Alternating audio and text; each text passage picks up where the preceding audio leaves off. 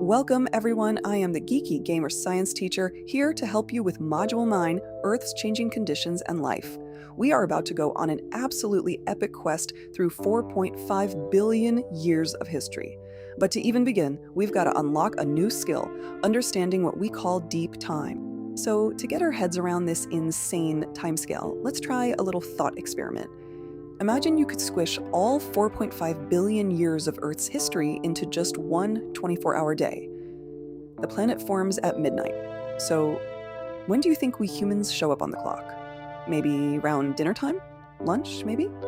Yeah, not even close. We show up at 11:59 p.m. and 58 seconds. Seriously, all of recorded human history, every war, every invention, every TikTok video, it all happens in the last 2 seconds before midnight.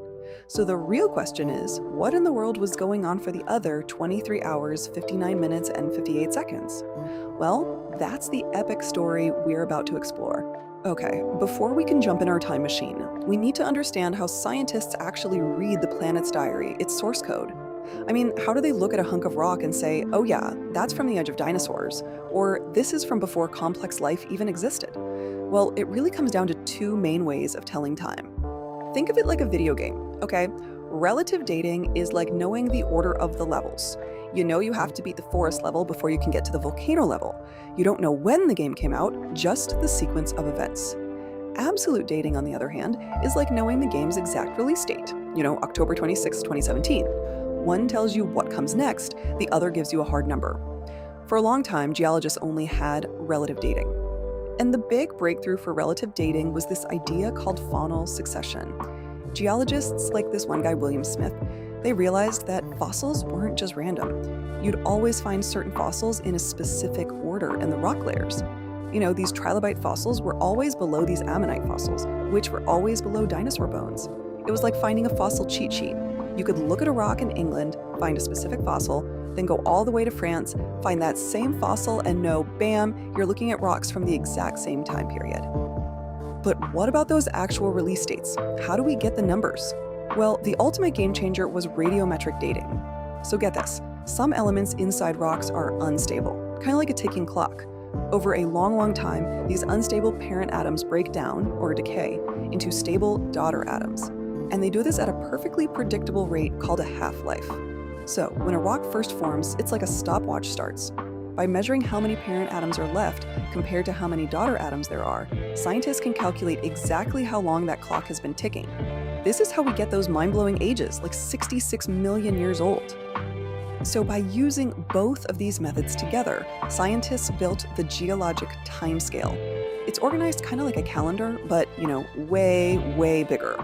You've got eons, those are the biggest chunks of time. Eons are divided into eras. Eras get broken down into periods, and then periods into even smaller epochs. It's just like zooming in on Google Maps, right? You start with the whole world, that's your eon, then zoom into a continent for the era, a country for the period, and then a single city for the epoch. All right, let's start our journey. Time to boot up the game at the very beginning. The first, and by far the longest, eon is the Precambrian. If Earth's history were a video game, the Precambrian is the super long tutorial level, like 4 billion years long, where the planet is just figuring out its basic controls. And when I say long, I am not kidding. The Precambrian makes up 88% of all time on Earth. It's pretty much the entire story. But, most of the big action, the stuff with giant monsters and explosions, that all happens later. So we're going to speed run through this massive prequel to get to the main quest. The Precambrian is split into 3 parts. First, you've got the Hadean Eon, named after Hades. And for good reason, it was a literal hellscape of molten lava and just constant asteroid bombardment. Then things cooled down a bit in the Archean Eon.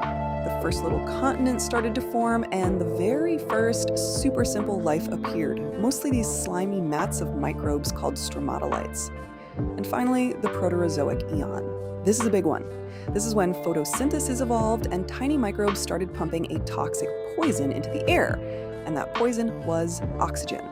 This great oxidation event changed the planet forever and, believe it or not, paved the way for us. After 4 billion years of loading screens and tutorials, the game finally drops its first major expansion pack, the Paleozoic Era. And right at the beginning of this era, something wild happens. In an event called the Cambrian explosion, life just goes nuts. It goes from being simple and squishy to big, complex, and armored, almost overnight. The Paleozoic was just packed with action. The Cambrian explosion introduced pretty much every basic animal design we still see today. A little later, the oceans filled up with so many new kinds of fish that we call that time the Age of Fishes. And then, life did something absolutely incredible. It crawled onto land. First came plants, then bugs, and finally, the first amphibians flopped their way out of the water. Meanwhile, on a planetary scale, all the continents were slowly drifting together, eventually slamming into one giant supercontinent called Pangaea. So by the end of the Paleozoic, life was doing great.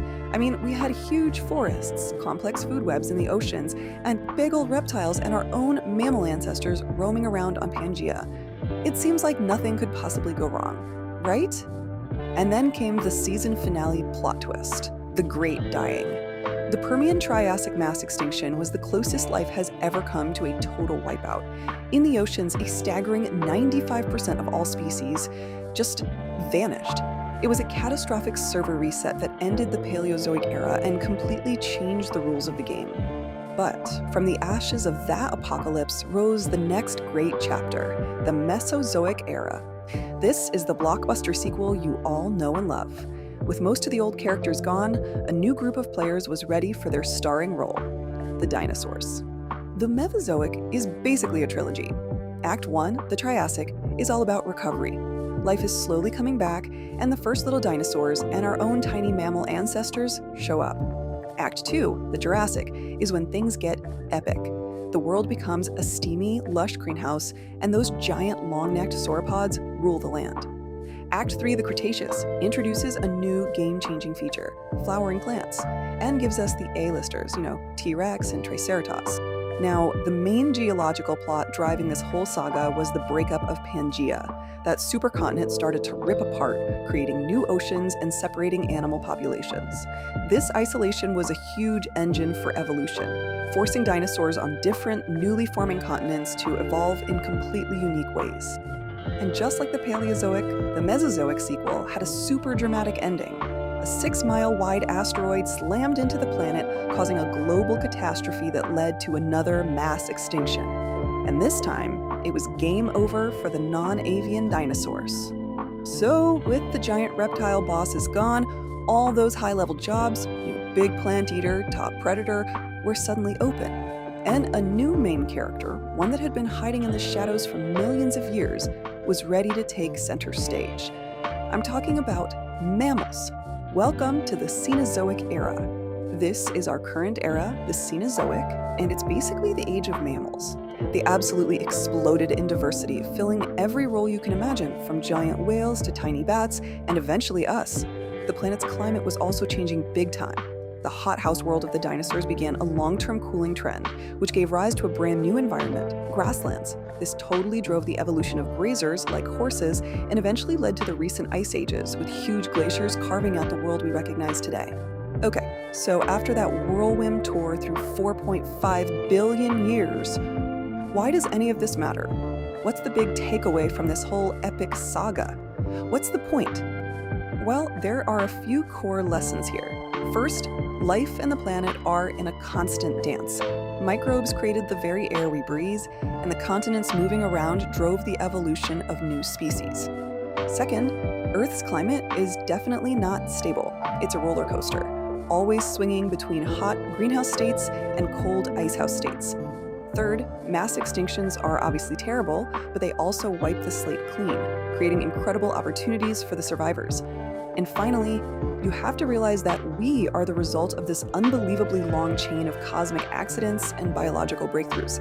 Our tiny 2 seconds of existence are built on the foundation of the other 23 hours, 59 minutes, and 58 seconds. And that brings us to one final, really thought-provoking question. We've seen that the planet's story is marked by these huge extinction events.